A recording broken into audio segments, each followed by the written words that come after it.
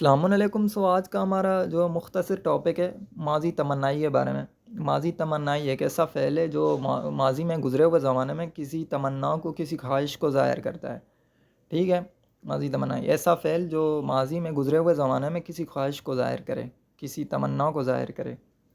ٹھیک ہے. لیکن اس کو سیکھنے سے پہلے آپ یہ بات جان لیں کہ فارسی میں ماضی استمراری کو بھی ماضی تمنائی کے سینس میں یوز کیا جاتا ہے، بلکہ زیادہ تر اسی کو ہی یوز کیا جاتا ہے. ٹھیک ہے. اور خاص کر کے جو فارسی افغانستان میں جو بولی جاتی ہے اس میں تقریباً ماضی استمراری کا ہی یوز ہوتا ہے ماضی تمنائی کی جگہ. ٹھیک ہے. اس کا قاعدہ کیا ہے؟ قاعدہ یہ ہے کہ ماضی مطلق لیا ہم نے، ماضی مطلق لیا، اس کے ساتھ یہ کا اضافہ کر دیا. ٹھیک ہے. یہ کا اضافہ کر دیا. اب یہ والا، کیونکہ فارسی میں ایک ہی یہ ہے.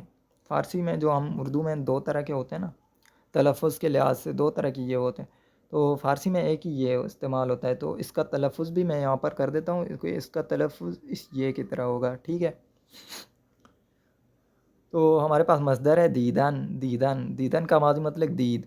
اب اس سے ماضی تمنائی بناتے ہیں ہم. کیا کریں گے؟ دید ہم نے لیا، دید کے ساتھ یہ کا اضافہ کر دیا.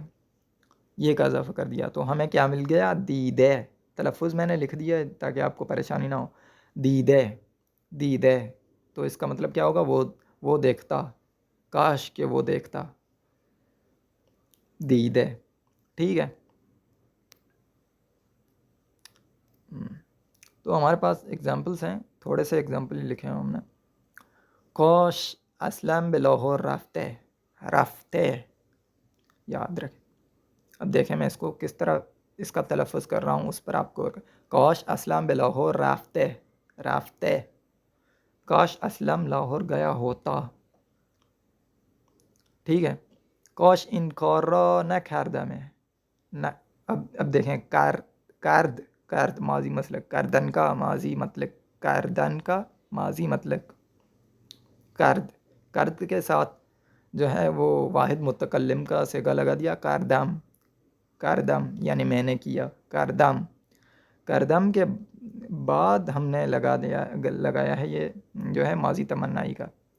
ماضی تمنائی بنایا ہم نے، یہ کا اضافہ کیا. ٹھیک ہے. کاش این کار را نکردم. نکردم. کاش این کار را نکردم.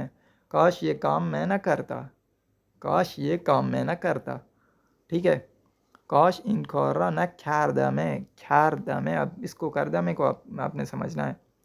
ٹھیک ہے. میں پھر سے ریپیٹ کر دیتا ہوں. کردن. کردن یعنی کرنا. کردن یعنی کرنا. اس سے ماضی مطلق کا صیغہ بنایا ہم نے.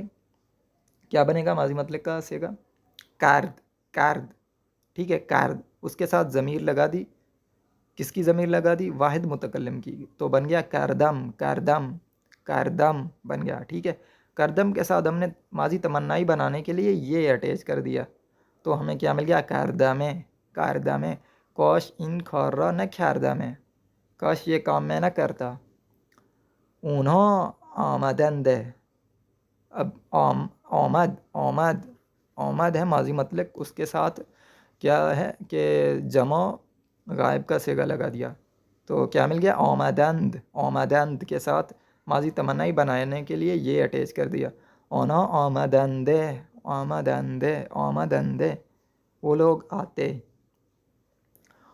تو یہ تین تھے ضمیر. ان کے علاوہ اگر ہم نے بنانا ہے ماضی تمنائی تو ہم کیا کریں گے کہ ہم ماضی استمراری کا استعمال کریں گے. ٹھیک ہے. ماضی استمراری استعمال ہوتا ہے بھائی. یہ صرف تین ضمیر کے لیے استعمال ہوتا ہے ماضی تمنائی. کون سے ضمیر؟ وہ یہاں پر مینشن کیے ہوئے ہیں. ایک تو واحد غائب، دوسرا جمع غائب، تیسرا واحد متکلم. ٹھیک ہے.